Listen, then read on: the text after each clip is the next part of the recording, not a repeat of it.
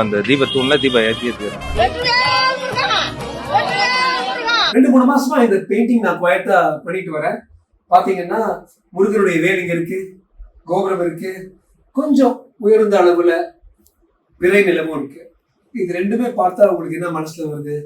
எங்க தீபம் வருது? ஆமாங்க, இது திருப்பரங்குன்றம் தான். எதுக்காக இன்னைக்கு நான் அதை படிக்கிறேன்னா, இப்பதான் முடிச்சேன். இன்னைக்குதான் உச்ச நீதிமன்றத்துல ஒரு முக்கியமான ஒரு தீர்வு வந்திருக்கு. அதாவது மேல்முறையீடு செய்த ஹெச்ஆர்சியும் மதுரை கலெக்டரும் மதுரை போலீஸ் கமிஷனரும் இன்ஸ்பெக்டரும் இவங்க எல்லாமே பரமசிவம் என்கிற ஒருத்தரை எதிர்க்க பரமசிவம் வர்சஸ் இவங்க எல்லாம் போட்டாங்க. அந்த பரமசிவம் ஜெயிச்சாரோ இந்த பரமசிவம் ஜெயிச்சிருக்காருன்னா இன்னைக்கு அந்த மேல்முறையீடு தகர்க்கப்பட்டிருக்குது, ரத்து செய்யப்பட்டிருக்கின்றது.